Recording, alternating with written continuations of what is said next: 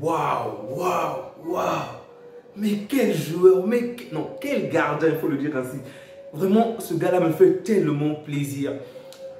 Je me demande comment est-ce que l'Allemagne n'arrive pas à le mettre en tant que premier gardien.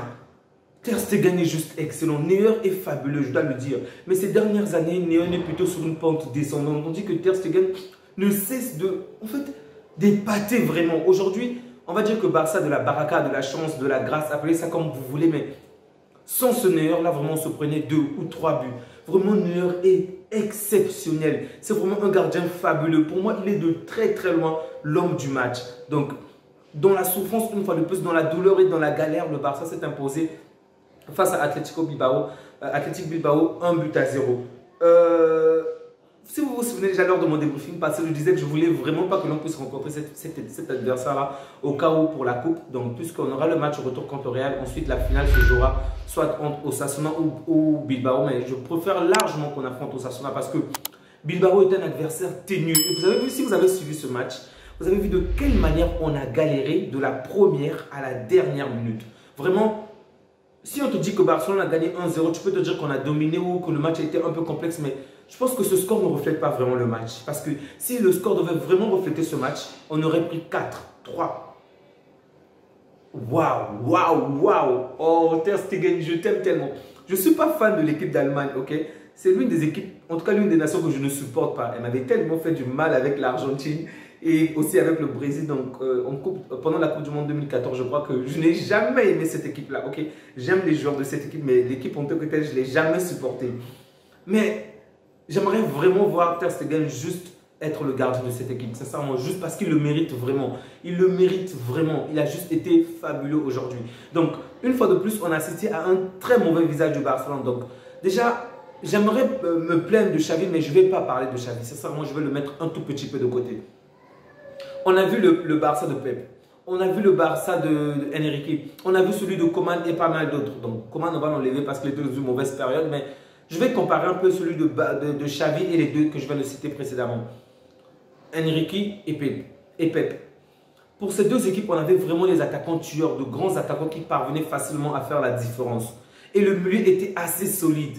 Celui-ci, j'ai l'impression que le milieu se débrouille assez bien, ok? Mais l'attaque vraiment est décevante, vraiment décevante. Je peux comprendre qu'on a Dembélé qui n'est pas là, mais en dehors de Dembélé, on a acheté très cher ces deux joueurs, que ce soit Rafinha ou encore Ferran Torres. C'est vrai, aujourd'hui, ils n'ont pas été nuls comme d'habitude. Bon, disons que Rafinha est plutôt sur une bonne pente ces derniers temps parce qu'il parvient quand même à marquer et à délivrer les passes décisives. Mais ce n'est vraiment pas suffisant. Parce que lorsqu'on voit son impact dans le jeu, son importance dans cette équipe, c'est vrai qu'il fait la différence. Mais dans l'ensemble du match, si tu retires le but, tu te rends compte qu'il n'a pas servi à grand-chose. Il n'y a pas que lui, Lewandowski également. On a acheté Lewandowski pour qu'il fasse la différence dans les dernières lignes.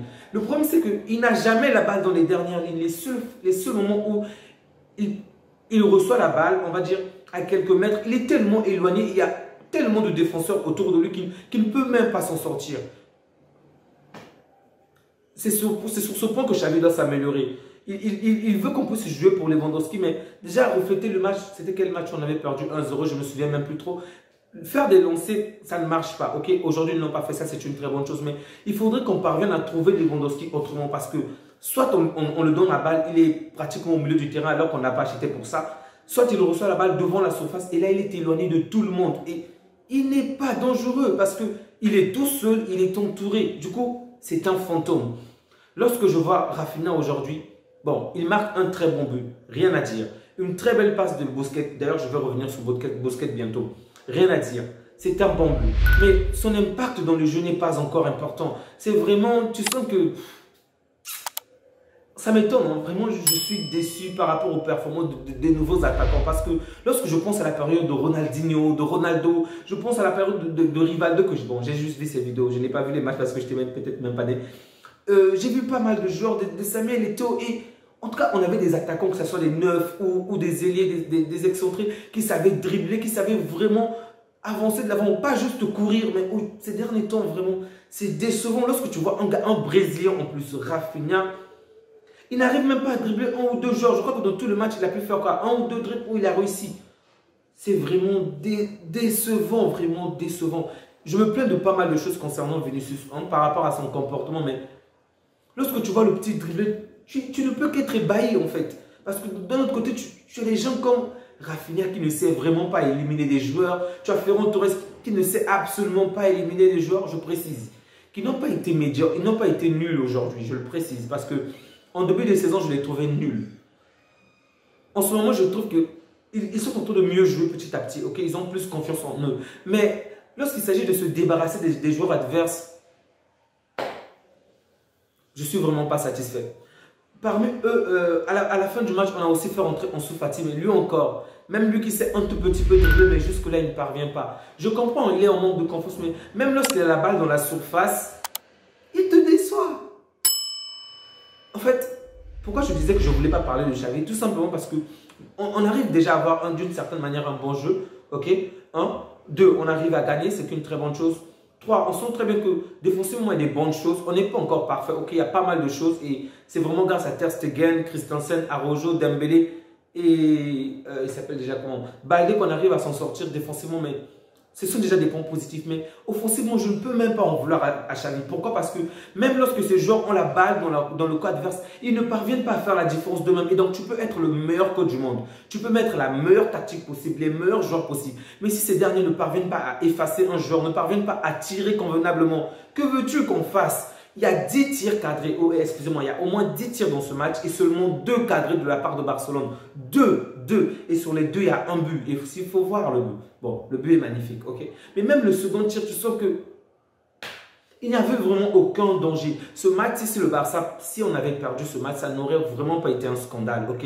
Déjà, il faut le rappeler qu'on a été sauvé par le but. Donc, c'était vraiment pas un but.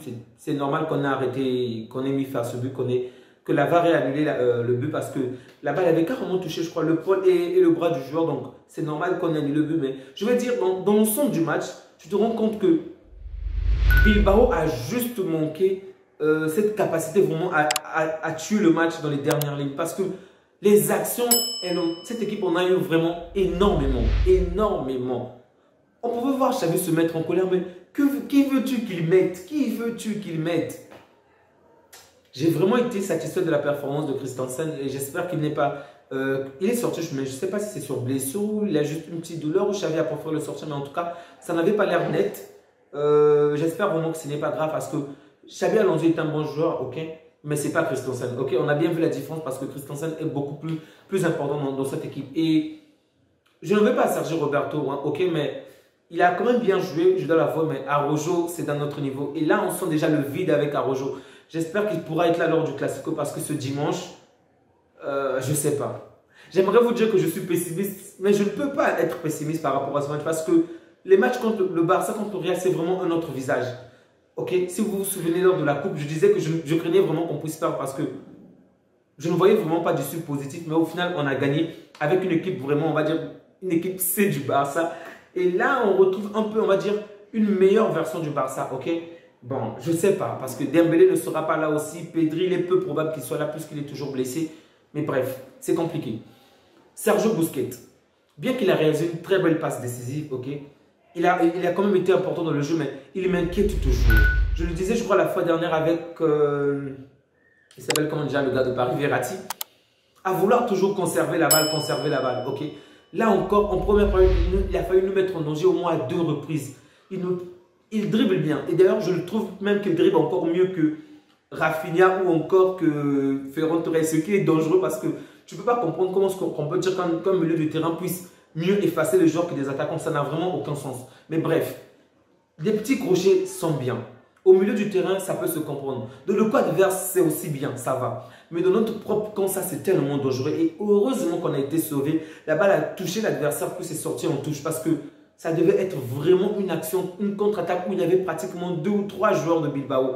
Et ça m'inquiète parce que ce n'est pas la première fois qu'ils commettent ce genre d'erreur. Le pire, c'est que lorsqu'on parvient à le ravir la balle, il est éclaté, il ne peut pas poursuivre le joueur. Mais bref. Donc, on a encore gagné. C'est plutôt positif parce que ça nous permet de maintenir les 9 points d'écart sur le Real de Madrid par rapport au prochain match. Donc, il y aura moins de stress parce que si jamais on venait à perdre le match contre le Real, donc on aura 6 points d'écart si on fait un match nul. Donc, ça restera à 9. Et si jamais on gagne, ben, le Real pourra faire ses affaires et aller dormir ailleurs parce qu'on aura 12 points d'écart. Donc, c'est une victoire très très importante face à une équipe vraiment qui ne laisse rien passer. Et les Williams vraiment m'ont fait plaisir, il faut le dire ainsi. En tant que fan du foot, ok. En tant que Barcelonais, j'avais mal, je voulais même qu'on les sorte, mais ils ont tellement bien joué. Principalement, il a tellement bien joué. Et aujourd'hui, au moins, il n'a pas marqué. Parce que je sais de quelle manière ce joueur-là marque souvent contre nous, ou qu'il nous fait souvent du mal offensivement. Mais aujourd'hui, malgré ses bonnes actions, notre défense a tenu. Et c'est sur ce point que j'aimerais tenir. Donc, ce Barça n'est peut-être pas flamboyant comme celui de Pep. Il n'est peut-être pas flamboyant comme celui de Enrique.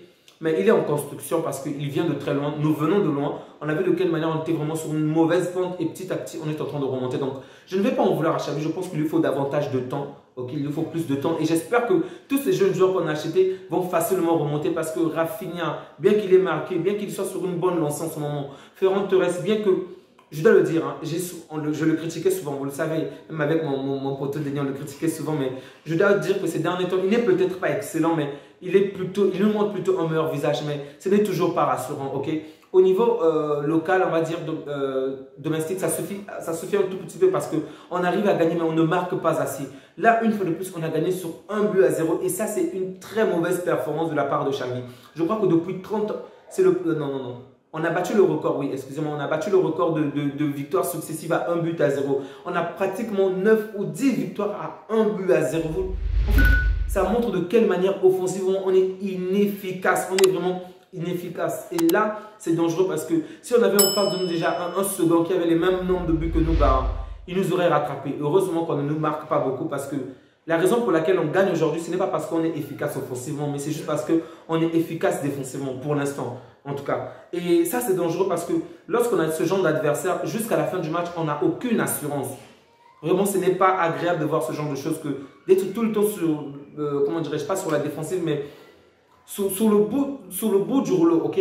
Parce qu'il manquait que l'adversaire marque un but, 2 buts ou 3 buts à la fin de cette match. Vraiment, ça devait être mérité parce que en regardant ce match du début jusqu'à la fin, en fait, tu te dis que même si Bilbao gagne, vraiment, c'est pas choquant parce que Bilbao a fait un meilleur match que nous. Ok, on a peut-être eu la possession, mais ils ont eu de meilleures occasions que nous. Donc, bravo une fois de plus à cette défense qui tient bon malgré que Araujo n'est pas là, malgré certaines blessures, certaines, on va dire, méfiantes des joueurs. Merci vraiment à Ter Stegen parce que pour moi, il est de très très loin l'homme du match. Sans lui, on aurait eu au moins 4 buts parce qu'il a réalisé des arrêts vraiment décisifs. Il est juste excellent, vraiment, je dois le dire, ça m'a tellement touché, ça me fait tellement plaisir de le voir revenir sur cette lancée-là. On avait perdu Ter Stegen pendant un certain bout de temps parce qu'il ne réalisait plus ce genre de performance, mais aujourd'hui, donc du moins, depuis un certain bout de temps, on le retrouve et ça fait énormément plaisir.